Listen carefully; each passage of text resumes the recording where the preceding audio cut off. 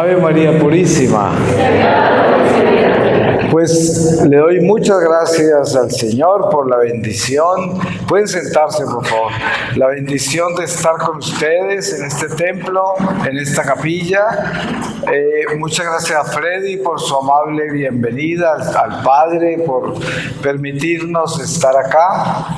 ¿Me oyen bien atrás? Bueno. Y todos los aplausos que se han dado, pues son para el Señor, no para mí, porque yo soy un simple siervo inútil, como dice la palabra, que vengo a servirle a Dios, y toda la gloria es para Dios. Voy a compartirles a ustedes una reflexión sobre los sacramentos, porque ya como les decía Freddy, estamos entrando casi a una estación de Cuaresma y sabemos que la Iglesia nos invita a vivir esta estación de acuerdo a su enseñanza que descansa en estas gracias enormes como son los sacramentos.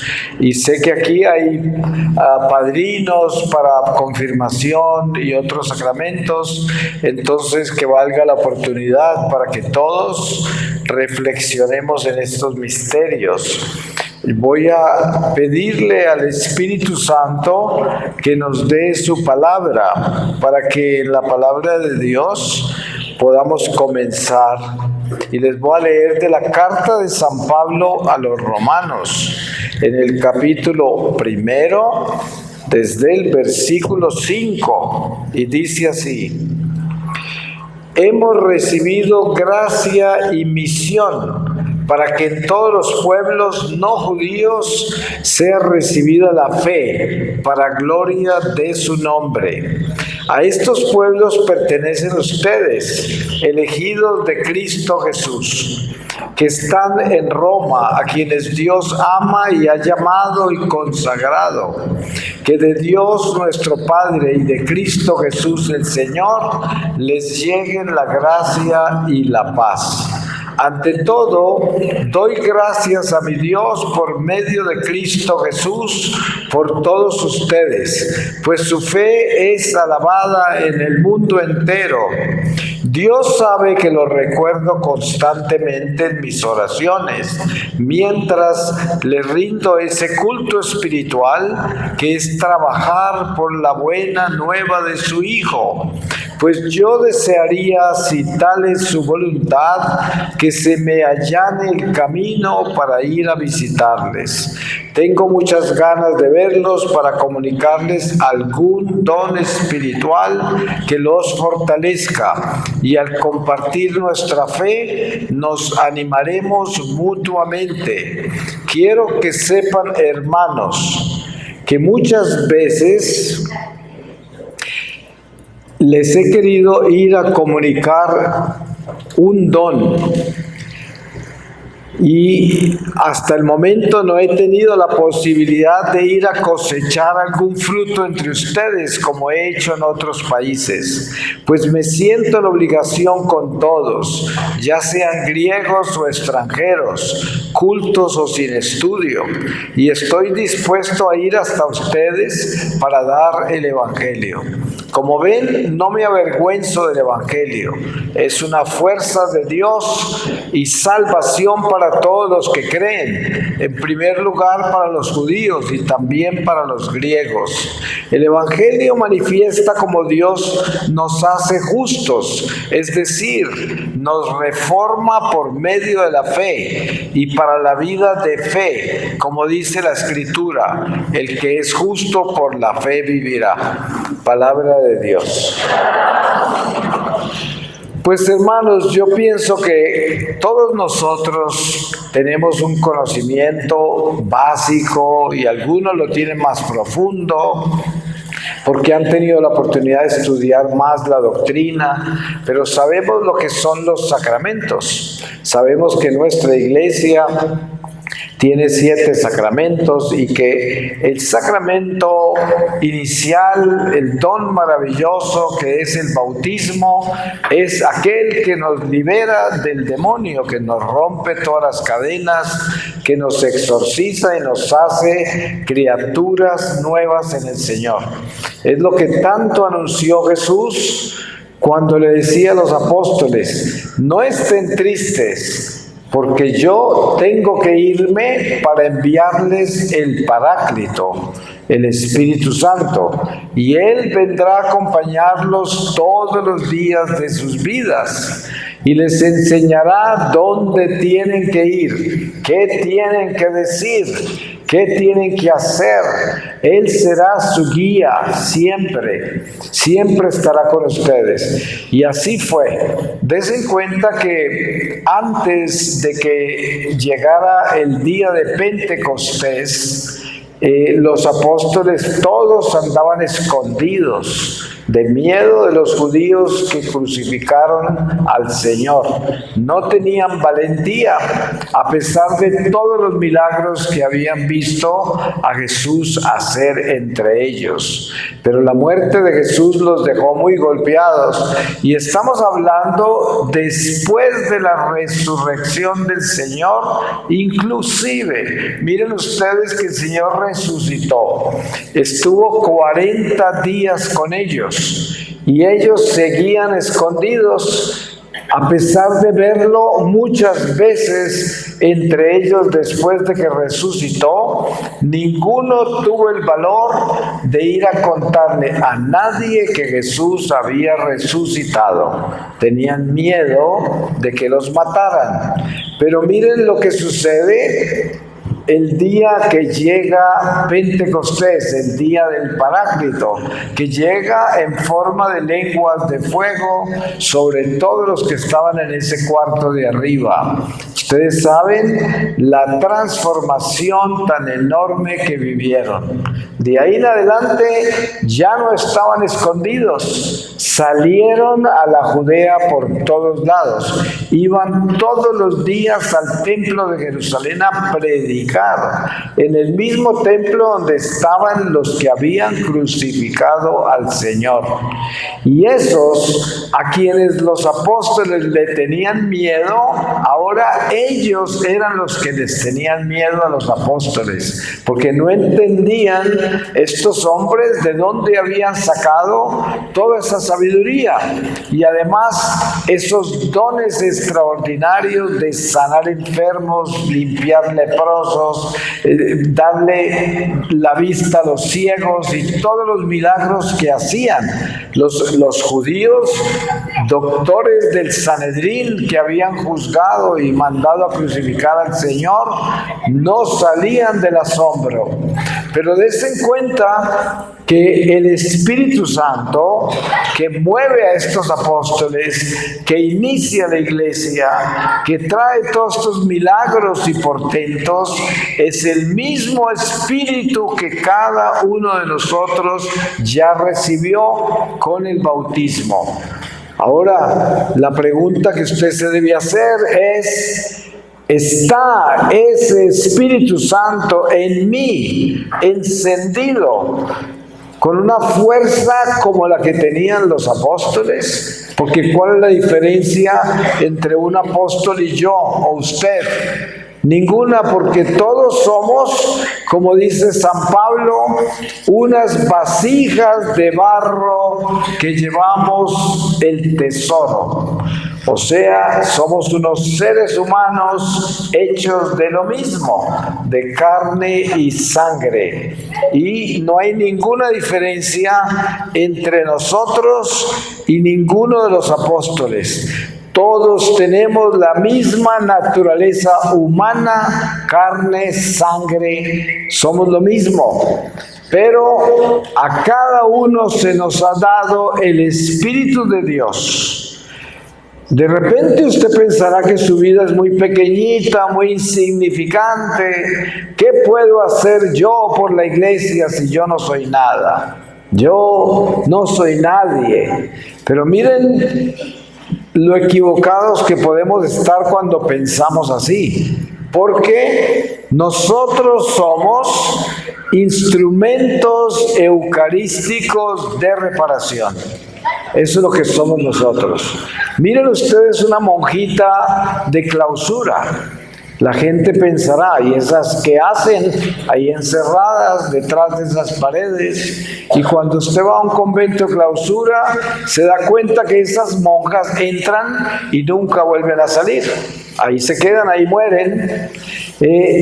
Pero el misterio de esa vida entregada a Dios y consagrada a Dios es que Dios las utiliza 24 horas al día para rescatar almas.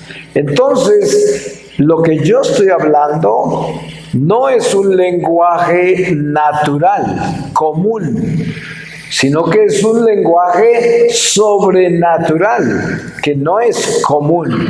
Por eso mucha gente no lo entiende ni lo cree, porque no entiende cómo es posible que en esa hostia que celebra aquí en la misa, que se convierte en cuerpo y sangre del Señor, ese pan y ese vino, está Dios vivo. Y yo lo creo, porque esa es mi fe, es la fe que yo profeso. El sacramento de la Eucaristía es el poder más grande que hemos recibido del Padre Celestial. Nosotros somos instrumentos eucarísticos de reparación. Pero para que nosotros podamos ser esos instrumentos, tenemos que haber recibido el Espíritu Santo en el bautismo. Y miren que ustedes, los que están preparando a los que van a recibir el sacramento de la confirmación, saben que la preparación es acerca del envío. Nosotros somos bautizados, luego nos confesamos y hacemos la primera comunión, luego nos confirmamos. Y mire usted que la confirmación ya es para salir a hacer la misión para la cual fuimos creados como católicos. Porque tenemos que entender esto. Si leemos con cuidado las Escrituras, nos damos cuenta que, por ejemplo, San Pablo nos enseña que nosotros como católicos somos el pueblo de Dios, un pueblo escogido, separado, predestinado, conocido por Dios desde siempre con nombre propio. Ninguno de nosotros estamos aquí en este templo hoy, en este retiro, por accidente, por casualidad. No, estamos acá porque somos miembros de un ejército de Dios. Y Dios nos escogió, nos enlistó para este ejército. Y este ejército es responsable de la salvación de toda la humanidad. No solo católicos, somos un ejército que cuida de las almas de todos los seres humanos. Y esto uno no lo entiende, porque eso está por encima de nuestra razón. Pero miren que el lenguaje espiritual de nuestra iglesia, que es el lenguaje de los sacramentos, es un lenguaje místico.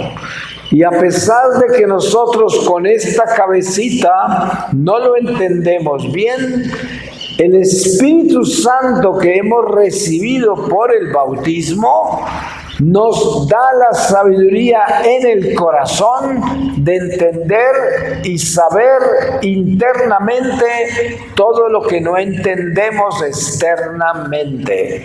Y esto es lo que entiendo que le dice Jesús a Santo Tomás. Ustedes se acuerdan que la primera vez que Jesús, después de resucitar, le apareció a los apóstoles, Santo Tomás no estaba ahí. Y cuando él llegó y le contaron que Jesús había aparecido a ellos, dijo que no creía, que tenía que meterle sus dedos en sus llagas para creer. Y la segunda vez que apareció el Señor ya estaba Santo Tomás. Y Jesús le dijo, ven y mete tus dedos en mis llagas. Y él se arrodilló y le dijo: Señor mío y Dios mío. Ya creyó. Pero Jesús le dijo: porque me ves, crees. Dichoso aquel que cree sin ver.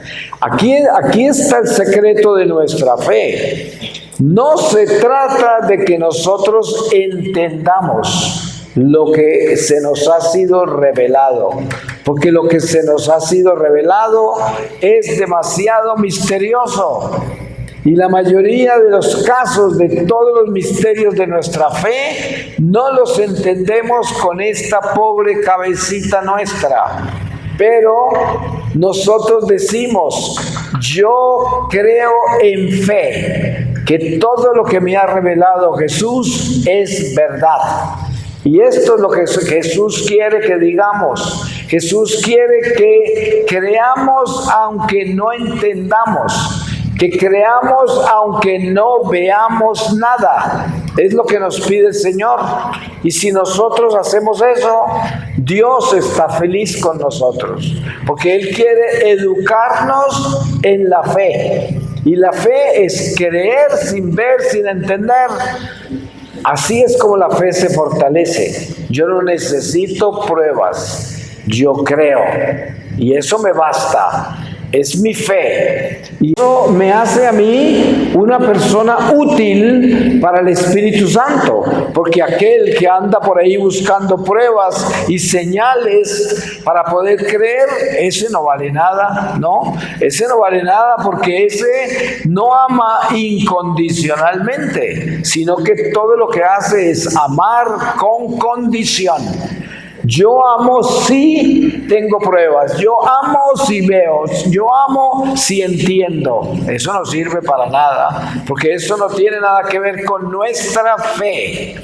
Eso servirá en el mundo de los negocios y en el mundo de las amistades humanas y cosas así muy básicas de este mundo.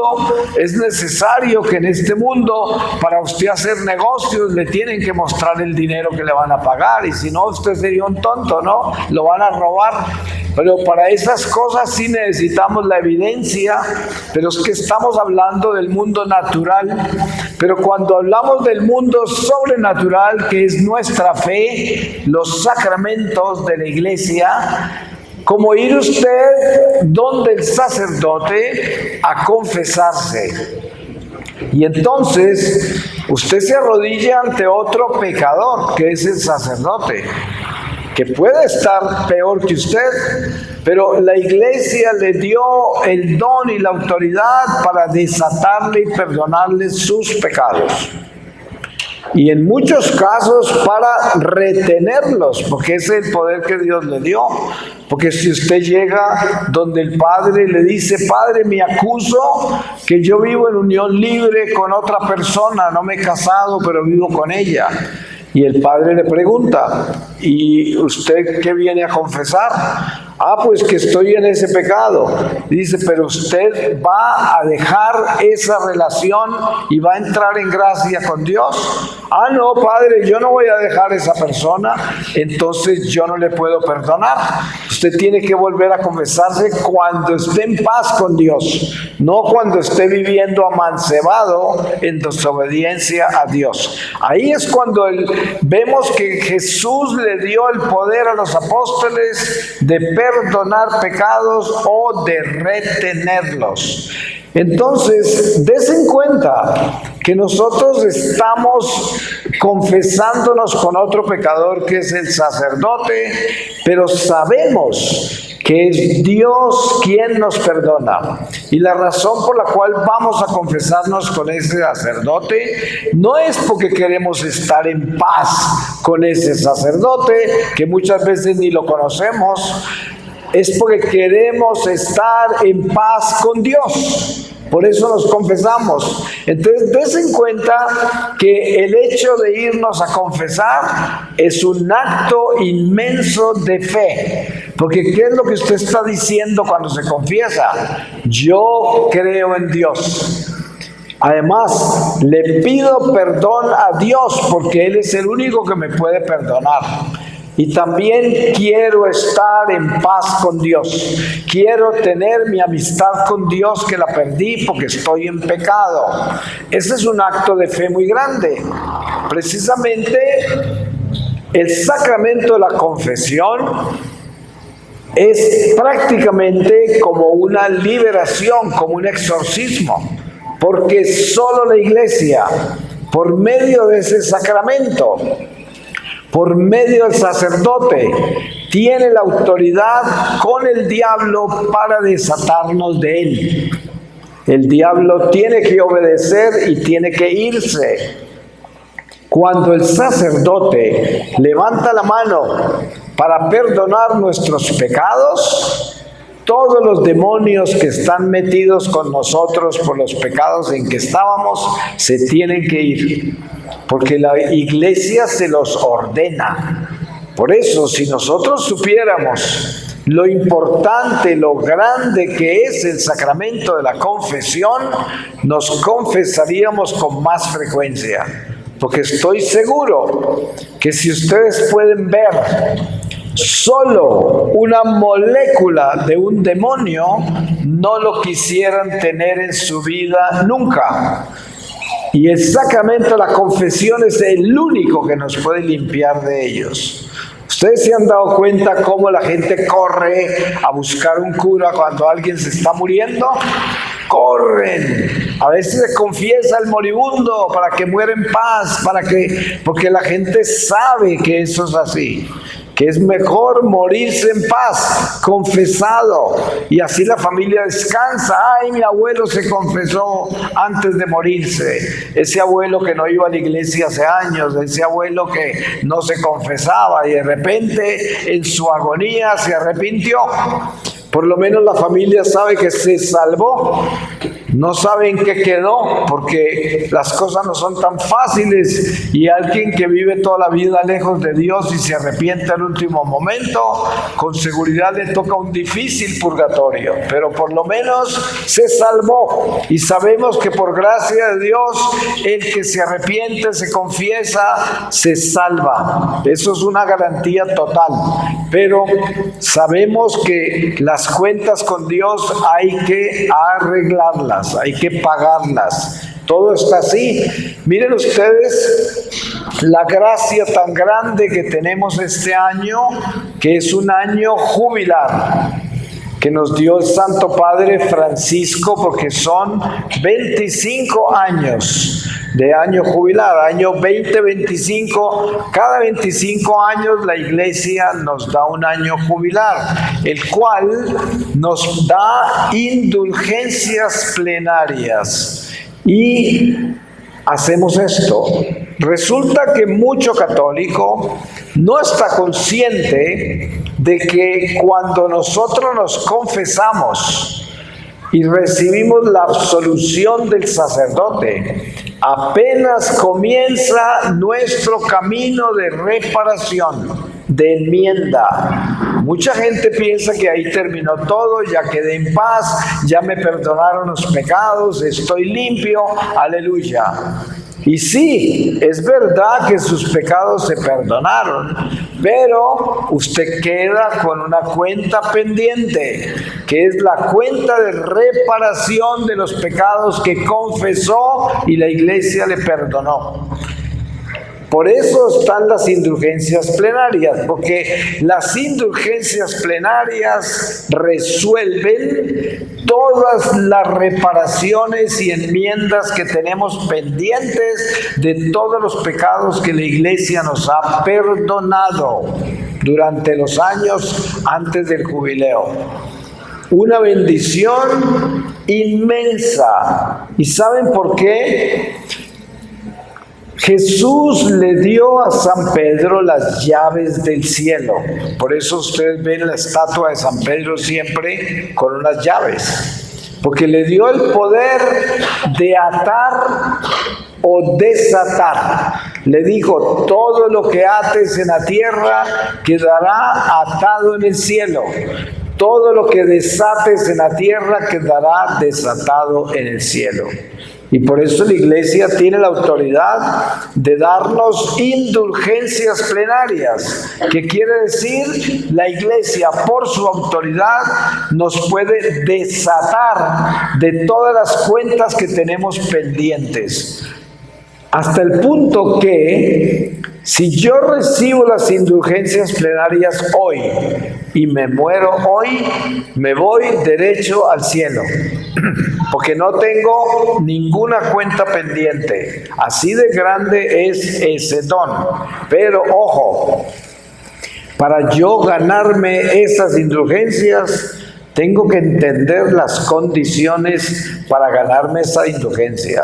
Y es la más importante de todas las condiciones es: yo tengo que hacer un acto de contrición perfecto, de arrepentimiento perfecto.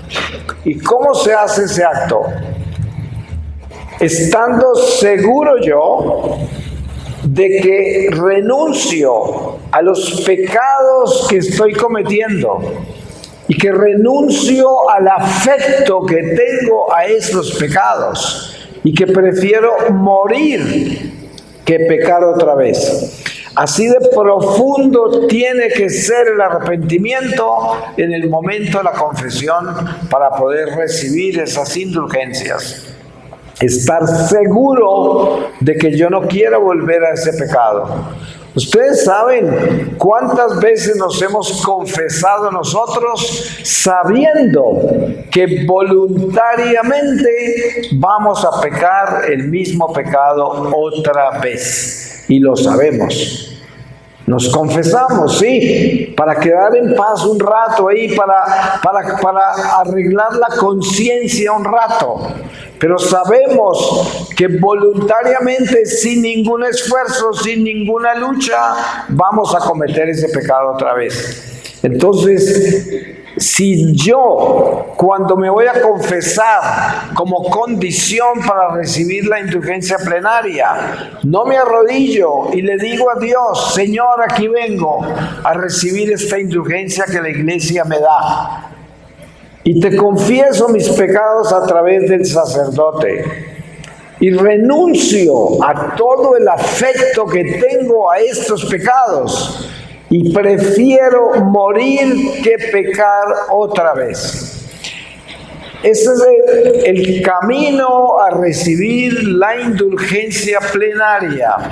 Mucha gente cree que esto es algo diferente y por eso no la reciben, aunque la hagan, pero Dios no se la da, porque a Dios no lo podemos engañar. Él sabe, se está confesando ahí, está aspirando a recibir la indulgencia plenaria, pero en su corazón sabe que no está renunciando a esos pecados de verdad, porque va a volver a caer, sabe que lo va a volver a hacer, tiene afecto por ellos todavía, no está libre de ellos, no recibe la indulgencia, Dios no se la da. Pero miren ustedes la oportunidad tan grande que hay para que nosotros podamos resolver todas las cuentas pendientes.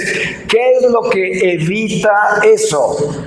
El purgatorio es lo que evita. Si yo no me muero hoy después de hacer las indulgencias plenarias y sigo viviendo, pues comienzo una cuenta nueva desde cero. Entonces imagínense resolver todo el pasado que tengo pendiente y empiezo una cuenta nueva. Sabemos que nuestra lucha de conversión es diaria. Mucha gente me pregunta a mí: Señor, ¿cuándo fue que usted se convirtió? Y yo digo: corrección, ¿cuándo fue que comencé a convertirme? Porque nosotros todos los días nos levantamos a convertirnos, todos los días. Es una lucha diaria y lo hacemos hasta la tumba. Hay días buenos y días malos. Hay días en que yo me porto bien y triunfo sobre el pecado, las tentaciones y todas mis malas tendencias. Pero hay días en que estoy débil, que no me defiendo y que caigo. Por eso no todos los días estoy convertido, no todos los días soy fiel a Dios. Y gracias a Dios que Él, conociendo nuestra naturaleza, nos dio este sacramento de la confesión. Y además nos dio el don más grande de todos, que es la Eucaristía, que nos da la fortaleza para defendernos de las tentaciones, que nos da la fortaleza, el alimento, pan de vida eterna, para tener la suficiente capacidad de luchar nuestra vida diaria en fe y en amor a Dios y al prójimo. Pero dense en cuenta ustedes lo importante que es entender que para venir a comulgar nosotros debemos estar preparados. San Pablo nos dice: no te atrevas a acercarte al altar del Señor a comer de este pan, refiriéndose a la Eucaristía, si no estás preparado, porque te comes tu propia condenación. Así de serio es esto. Miren cómo lo coloca San Pablo de radical, porque no es un juego. Por eso en muchos lugares el sacerdote, antes de que la gente se acerque a comulgar, advierte, dice: los que estén debidamente preparados para comulgar, acérquese a recibir la hostia. De lo contrario, quédese allí donde está y prepárese mejor o confiésese antes de venir a comulgar, porque la Eucaristía es lo más sagrado que hemos recibido. Y tener en cuenta que cuando estamos en misa hay mucha gente agonizando alrededor del mundo en peligro de condenarse, miles. Y cuando recibimos la hostia, Jesús puede rescatar un agonizante con nuestra comunión, porque somos instrumentos eucarísticos de reparación. Es nuestra mayor misión. Cuando usted muera como católico, el tesoro más grande que se va a llevar ante el tribunal del Señor es todas las almas que Jesús pudo rescatar con su Eucaristía, con su comunión. Es el tesoro más grande, porque nosotros como católicos somos escogidos por Dios como pescadores de hombres, y nuestra misión más grande es llevarle almas a Dios. Es nuestra misión más grande. Piensen ustedes esto: si usted se muere hoy, ¿cuántas almas cree usted que han conocido a Dios por medio de su vida, por medio de su ejemplo, por medio de las cosas que usted hace, dice? ¿Cuántas personas creen ustedes que han conocido a Dios por medio suyo? Porque esa es su misión. Es más, si Dios nos diera la oportunidad de que un alma del purgatorio apareciera acá y nos dieran dos mensajes, yo estoy seguro que esa alma diría: santifiquen su vida y llévenle a Dios a toda persona que cruce su camino. Porque eso es exactamente lo que las almas están purgando. Todos los hechos de la vida terrenal donde no se santificaron y donde no le llevaron a Dios a los demás. Y por eso están padeciendo. Entonces, nosotros debemos tener claridad de cómo es que debemos caminar esta vida que es tan corta. Miren ustedes, yo no sé cuántos años tiene usted hoy. Aquí hay mucha gente muy jovencita, hay otros muy mayorcitos como yo, y hay de todas edades. Pero mire usted para atrás y dése en cuenta lo rápido que ha pasado su vida. Obviamente cuando estamos muy jovencitos parece que el tiempo pasa muy lento, pero una vez que cumplimos determinada edad, parece que se fuera como agua, muy rápido.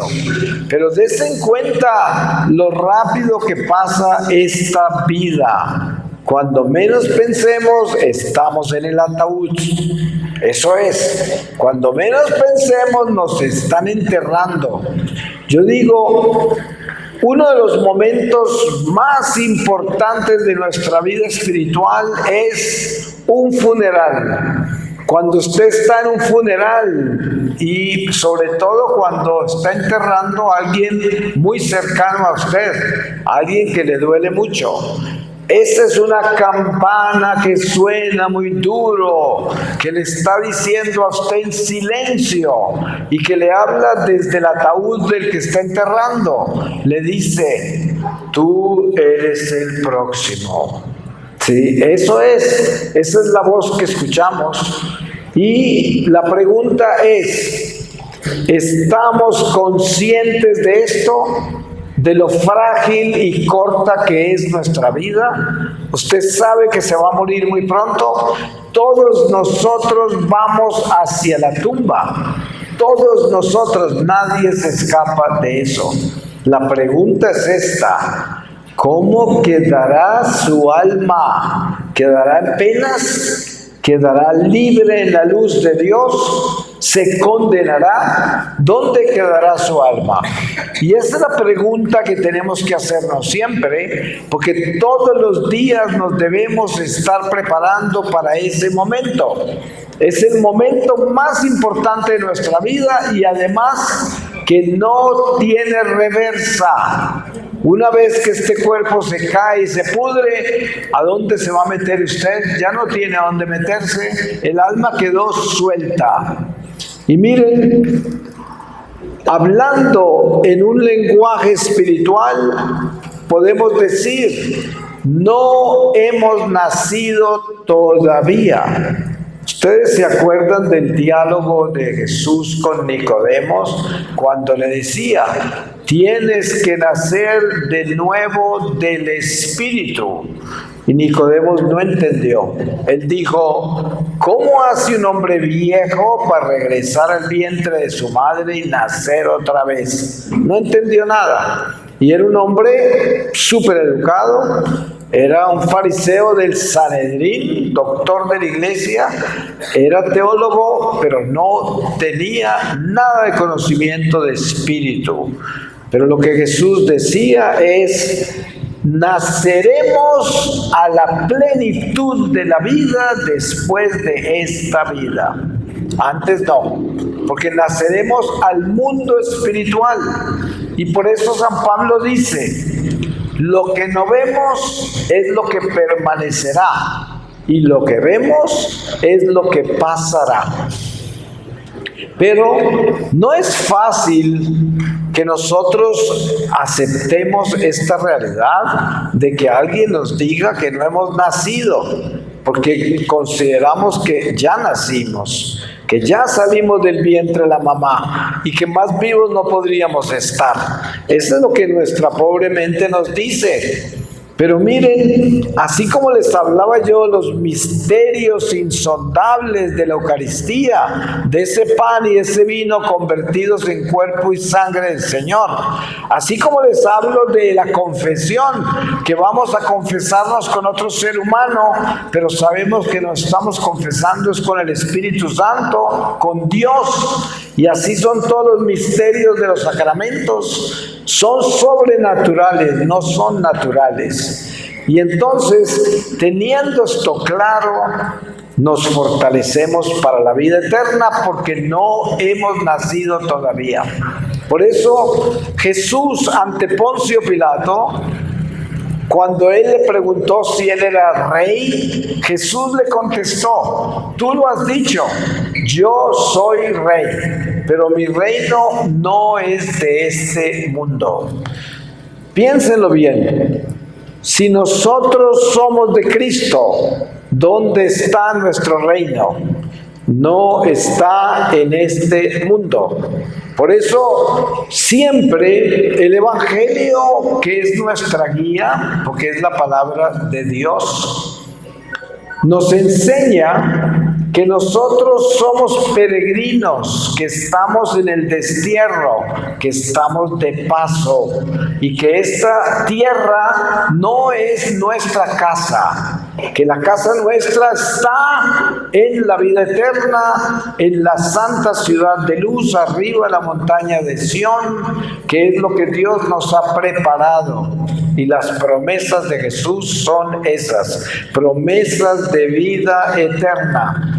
Y por eso los sacramentos son para nosotros una señal mística, espiritual, incomprensible de las primicias de la vida eterna, porque nos están preparando el alma para ser de Dios, para mantenernos en Dios, para caminar con Dios, para ser obedientes a Dios.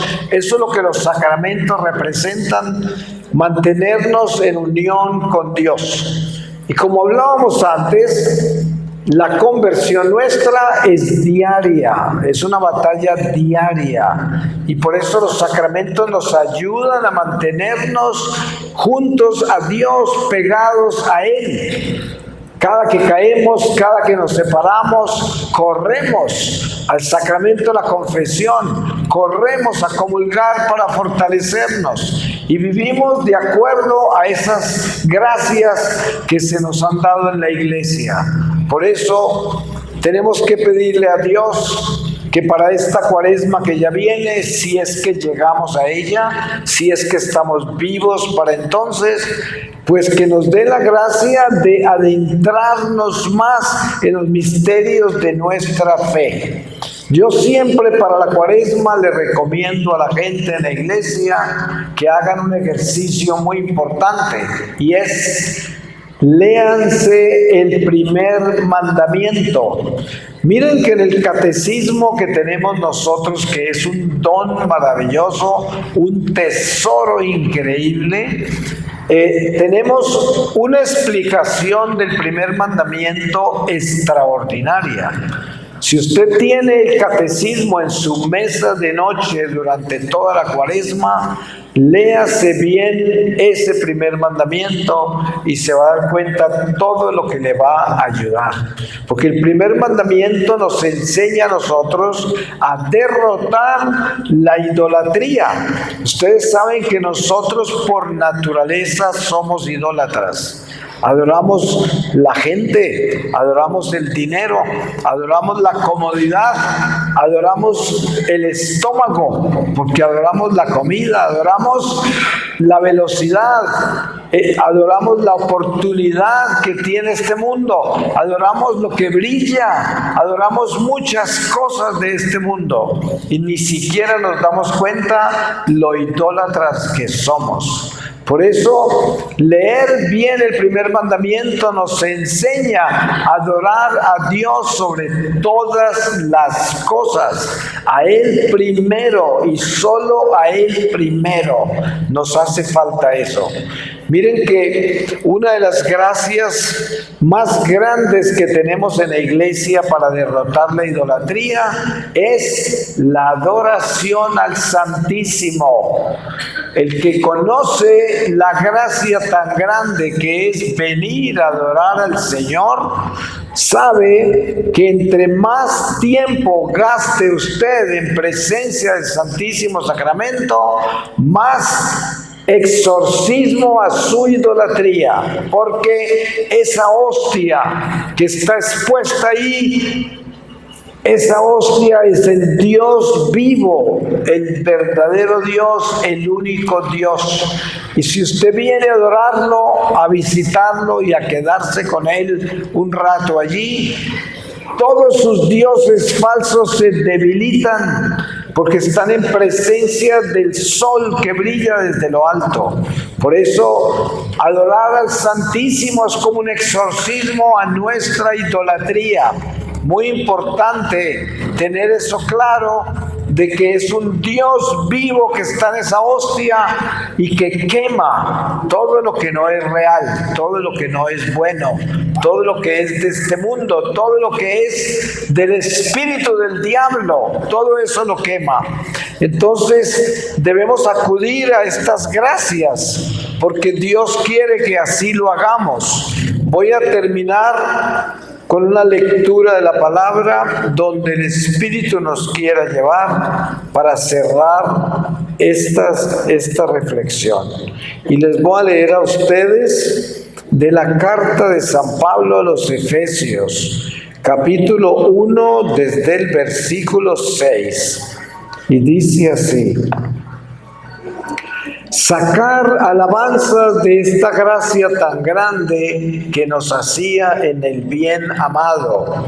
En Él y por su sangre fuimos rescatados y se nos dio el perdón de los pecados, fruto de su generosidad inmensa que se derramó sobre nosotros. Ahora nos ha dado a conocer, mediante dones de sabiduría e inteligencia, este proyecto misterioso suyo, fruto de su absoluta complacencia en Cristo.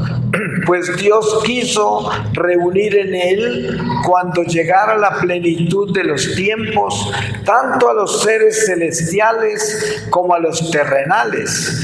En Cristo fuimos elegidos nosotros, aquel que dispone de todas las cosas y las somete a su voluntad, decidió que fuéramos pueblo suyo y lleváramos la espera del Mesías con el fin de que sea alabada su gloria.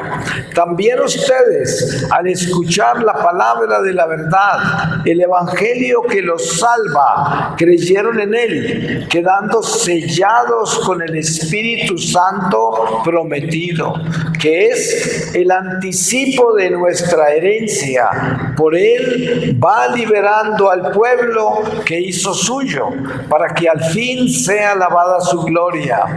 Es sabido cómo ustedes viven en Cristo Jesús la fe y el amor para con todos los santos. Quiero decir, para con los hermanos. Palabra de Dios. Pues yo le doy muchas gracias a Dios por todos ustedes, porque ustedes son la esperanza, son la iglesia, son esos soldados que Dios escogió. Vivimos en un mundo perverso y depravado, un mundo de gente endemoniada, y nosotros somos la esperanza de vivir con el Espíritu Santo para que donde quiera que vayamos llevemos la esperanza, la luz, para que la gente conozca a Dios con solo nosotros pasar. Y esa es nuestra misión, que nos llenemos de Dios. Por eso, gracias a Dios que nos ha reunido hoy en esta capilla para llenarnos de Él, para que ustedes le den mucha luz a esta ciudad y a todos los lugares donde ustedes van en su vida diaria. Amén. Amén.